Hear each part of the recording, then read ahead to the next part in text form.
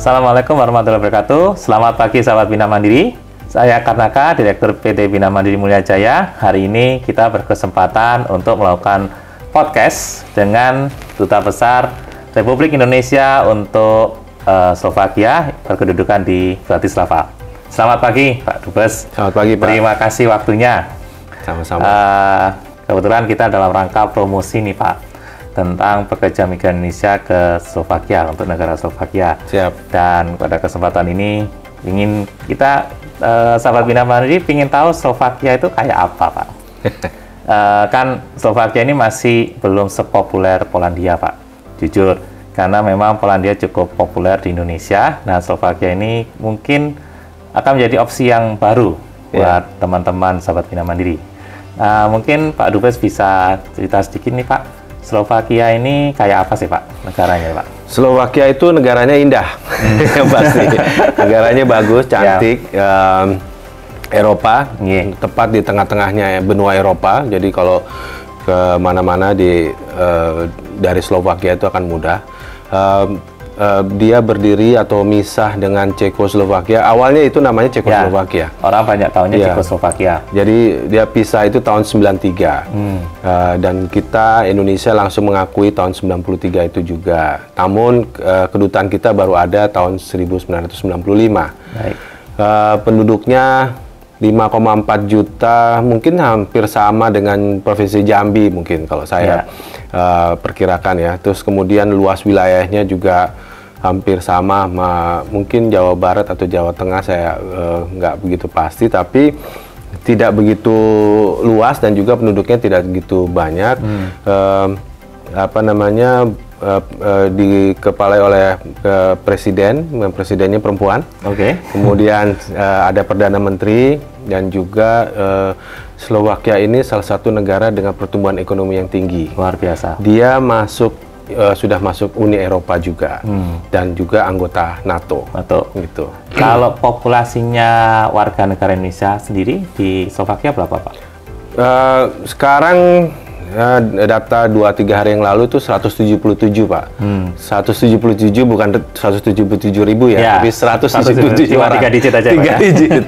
Jadi tidak begitu banyak, dan kita saling kenal lah. Kita punya ini, dan mereka umumnya banyak yang tersebar di beberapa tempat kota besar juga. Mohon maaf Pak, kalau kita pahami sih Eropa ini kan secara keseluruhan ya Pak, itu butuh tenaga kerja untuk menjalankan roda perekonomian. Benar. Tapi kalau Indonesia cuma 173, kira-kira mereka dapat tenaga kerjanya dari mana Pak? Kalau kita boleh tahu Pak. Kalau yang terbesar itu Hongaria Pak ya, karena tetangga ya, persis dia ada di sebelah kita, kemudian juga di Romania, Ukraine, dan juga dari Vietnam. Vietnam itu khusus Pak, karena Vietnam itu punya hubungan sejarah. Dulu zamannya Cekoslovakia, banyak orang Vietnam yang sekolah di sini dan tidak pulang. I see. Jadi boleh dianggap juga mereka sebetulnya juga sudah mulai menjadi permanent resident, atau bahkan sudah menjadi penduduk sini. Vietnam itu baru diakui sebagai salah satu warga minoritasnya Slovakia itu sebulan yang lalu. Kalau maaf, selain Indonesia itu kan negara penyumbang tenaga kerja itu kan ada Filipina, Nepal, India, Pakistan. Apakah jumlah mereka sama sedikitnya dengan kita? Sama sedikitnya. Filipina juga sama sedikitnya. Bahkan kalau saya lihat Thailand hampir nggak ada. Dan yang India, Nepal, India banyak, tapi kebanyakan mereka sekolah. I see. Ya, bukan bekerja di sini, karena Slovakia ini emang terkenal dengan industri ya Pak ya. Jadi teknologi di sini maju, sehingga banyak orang-orang yang mau belajar mengenai teknologi di sini. Jadi kalau dari negara ketiga masih mayoritas pelajar, kalau saya bisa ngomong gitu ya Pak. Cuman Indonesia pelajarnya nggak ada Pak, cuma ada 3 Pak. Sisanya berarti pekerja. Dan memang residen di sini yang menikah sama orang. Yang menikah dengan orang sini juga hanya sekitar 10 atau 13 orang. Jauh. Kemudian kalau saya boleh menanyakan, apakah orang Slovakia itu aware nggak kalau kita Indonesia ini juga merupakan salah satu sumber tenaga kerja ya Pak ya, untuk mengisi, mungkin bisa sebagai alternatif mengisi lowongan pekerjaan di sini di luar Hungaria, Rumania Bapak sebutkan tadi. Awareness mereka mengenai possibility orang Indonesia bekerja di sini itu sekarang sudah agak naik. Kalau dulu-dulu memang mereka tidak banyak tahu ya, karena mereka teroccupy dengan orang Vietnam. Ya. Sudah banyak. Nah, sekarang sudah mulai banyak. Buktinya tahun lalu itu hanya sekitar 70 orang mungkin, 70 orang di Indonesia di sini.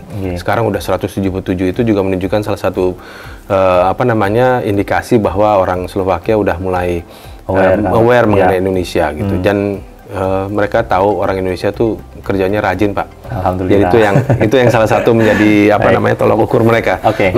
Kalau kita ingin tahu sendiri tanggapan warga atau penduduk Slovakia terhadap kita orang Indonesia, atau mungkin warga negara asing ya Pak, di luar negara EU, kayak kita, mungkin Vietnam atau Filipina, India, kira-kira tanggapan mereka bagaimana? Apakah sifatnya bisa menerima atau agak sedikit resisten atau bagaimana menurut Bapak? Kalau dari sisi etos kerja, memang orang Indonesia bagus, mereka suka. Kerjanya rajin dan tidak banyak komplain. Senangnya itu mudah diatur ya, dalam arti in positive way ya, bukan dibully atau apa, tidak. Tapi memang kondisi masyarakat Slovakia itu sendiri masih agak, kalau saya bilang, memandangnya kurang positif terhadap orang Asia, bukan hanya orang Indonesia, orang Asia. Karena mereka selama ini kan juga negara yang terkungkung ya, artinya ini kan negara landlocked, tidak punya laut, tidak apa. Jadi komunikasinya hanya dengan orang-orang orang-orang Eropa sendiri, sehingga mereka mempunyai pandangan mungkin agak sedikit mungkin merendahkan atau tidak, tapi sekarang itu udah mulai agak berubah gitu.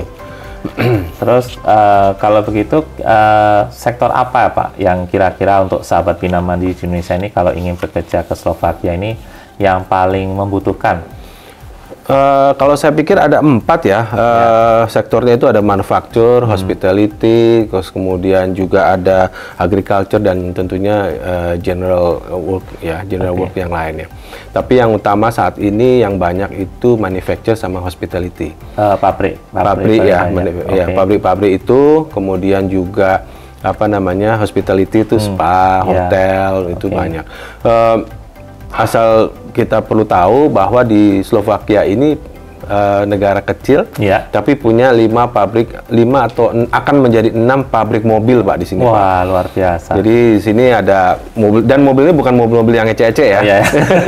Mobil Jerman, karena mobil Jerman yang bahkan terakhir akan masuk itu rencananya akhir tahun ini adalah Volvo yang elektrik. Wah, itu ada di Košice. Jadi itu peluang lagi untuk kita untuk bisa masuk. Luar biasa Pak. Hospitality, hotel itu juga banyak pegawai-pegawai kita yang kerja di hotel-hotel, di spa maupun di chef atau apa segala itu. Apakah Slovakia termasuk negara industri turisme Pak?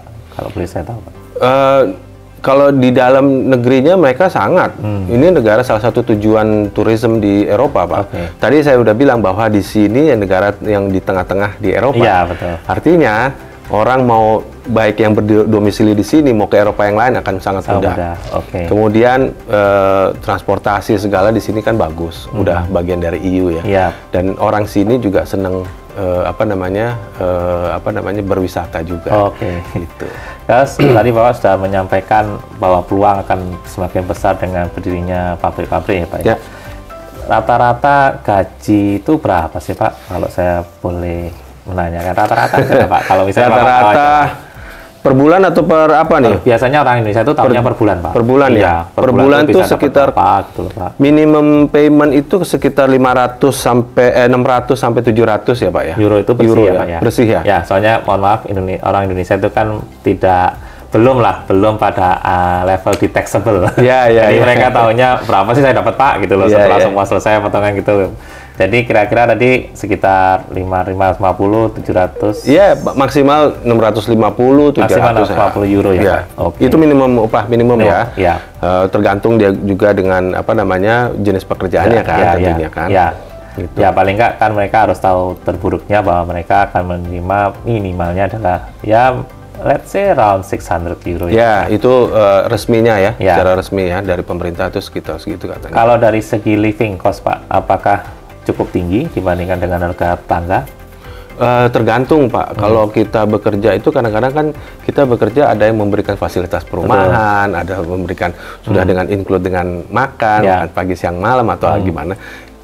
Itu cukup kalau dengan sedemikian. Bahkan cukup buat orang Indonesia itu lebih Pak. Lebih. Orang Indonesia kan sukanya ngirit ya Pak. Iya, bukan hanya ngirit tapi pinter mengolah ini Pak. Keuangan tuh pinter gitu. Terutama kan idenya bagaimana kita bisa saving dan juga mengirim ke keluarga di Indonesia. Itu mereka ingin kerja ke luar negeri itu kan harapannya adalah mendapatkan modal untuk bisa mengirim ke keluarganya. Insya Allah mereka balik sudah bisa membuka usaha, itu harapan mereka. Dan sekarang kita tahu ada perang nih Pak yang mepet sama Slovakia. Kita tahu itu mepet sekali sudah berbatasan ya sekali dengan Slovakia. Ada dampak nggak? Memang sudah lama sih Pak. Ya cuma kalau dampak perangnya mampir sih tidak. Dampaknya yang kita tanyakan itu apakah secara ekonomi, secara job creation, kemudian sumber daya manusianya, apakah terdampak itu Pak? Jadi perang itu berpengaruh, terutama terhadap kebijakan pemerintah Slovakia. Jadi pemerintah Slovakia ini sangat menerima pengungsi Ukraine. Artinya mereka mempunyai kebijakan khusus di mana orang Ukraine perlu untuk diprioritaskan. Berdampak kepada orang Indonesia pekerja antara iya dan tidak, tergantung dari jenis pekerjaannya. Nah, kalau iya itu jenis kalau misalnya di pabrik, karena ada yang pabrik-pabrik yang juga mementingkan orang Ukraine. Karena apa? Karena ada subsidi dari pemerintah sini. I see. Gitu. Tapi kondisi itu berangsur-angsur berubah. Karena sekarang sudah banyak orang Ukraine yang kembali ke negaranya. Karena perangnya kan udah mereda ya, dan artinya bukan mereda tapi sudah berfokus kepada wilayah yang lain di ujung sana dekat perbatasan dengan Rusia. Bukan di kota-kota besar di Kiev atau di Lviv atau di tempat-tempat lain atau di Kharkiv. Jadi ini sudah mulai berubah lagi sehingga pabrik-pabrik itu sudah mulai mencari orang-orang lagi untuk orang-orang di luar Ukraine untuk bekerja. Kalau begitu kira-kira culture apa yang harus kita waspadai ya Pak, terutama culture kerja mereka kalau orang Indonesia mau ke sini Pak? Culture, kalau saya pikir yang harus utama adalah ya itu tadi niatnya dulu. Niatnya dulu, niatnya kita bekerja, niatnya bekerja dengan baik tentunya itu harus utama ya. Yang kedua ya kemampuan-kemampuan lain yang harus kita tingkatkan. Bahasa Inggris, meskipun orang sini nggak semuanya bisa bahasa Inggris, tapi paling tidak bahasa Inggris itu bisa menolong. Basic aja lah, menghitung-hitungan atau bisa menjawab nama siapa, tinggal di mana, punya nomor telepon atau yang basic aja gitu. Kemudian kalau punya kesempatan untuk belajar lebih jauh, ya belajarlah bahasa Slovakianya atau belajar mengenai skillnya itu sendiri. Gitu. Jadi yang penting adalah niatnya dulu. Niatnya. Semua harus diawali dengan niat Pak. Kalau kita sholat pun harus nawa itu. Benar, nawa itunya itu yang penting. Jadi harus. Kemudian kalau mereka mau kerja ke sini, tantangan terbesar atau terberat bagi mereka kira-kira apa Pak? Kalau saya dingin Pak, saya udah kedinginan ini. Itu juga tantangan Pak. Cuman yang pertama adalah culture. Di mana-mana kita kan harus menyesuaikan dengan culture. Kalau kita bekerja, ikutilah culture kerjanya orang setempat. Ada pepatah yang mengatakan, when you in Rome, do like the Romans do. Kalau Anda ada di Roma atau dimanapun, Anda harus mengikuti adat kebiasaan di situ. Nah, itu yang penting juga. Kedua, ya menghadapi cuaca. Karena di sini ada 4 musim kan, di Indonesia kan antara musim musim panas sama musim hujan. Ya gitu kan. Kalau di sini ada 4 musimnya. Tantangan lain bahasa. Bahasa itu ya itu tadi, makanya kita perlu adanya basic Inggris lah paling enggak. Slovakia bisa basic Inggris ya? Bisa. Apalagi yang generasi muda, mereka bahasa Inggrisnya bagus-bagus karena di sekolah di sini semuanya bilingual, bahasa Slovak dan bahasa Inggris. Tapi kalau kita sendiri tidak punya bahasa Inggris, hanya punya bahasa Indonesia atau bahasa Jawa atau bahasa yang lain, ya susah. Itu tantangannya yang buat kita. Jadi harus meningkatkan diri kita sendiri juga. Gitu. Terakhir ini Pak Dubes, ya saya tahu Bapak repot sekali, jadi harus di-cut biar enggak Pak, tenang aja Pak. Saran deh, sekarang kita kasih saran-saran buat sahabat Bina Mandiri yang ingin bekerja ke Slovakia. Saran-saran Bapak. Saran-saran saya yang pertama dan terutama seperti yang sudah saya sampaikan tadi adalah niat Pak. Niat. Harus dikuatkan niatnya. Niatnya mau apa? Mau bekerja, mau jalan-jalan, atau mau lari, atau mau apa? Itu harus dulu. Siap. Itu pertama. Yang kedua, yaitu tadi meningkatkan kemampuan bahasa. Terus kita belajar, paling tidak kita, apalagi zaman sekarang media sosial di mana-mana ya. Bisa belajar. Bisa belajar dari YouTube. Kita bisa apa sih Slovakia? Katanya dari YouTube atau dari mana gitu. Belajar bahasanya, tapi yang penting bahasa Inggrisnya dan juga basic skill. Apa kira-kira yang kita bisa atau kita mau? Misalnya, saya nggak tahu, tapi kan biasanya kalau kita mau bekerja di suatu tempat kan, saya mau apply untuk bagian upholstery misalnya. Saya mau belajar mengenai upholstery dulu gitu. Atau misalnya belajar yang lain.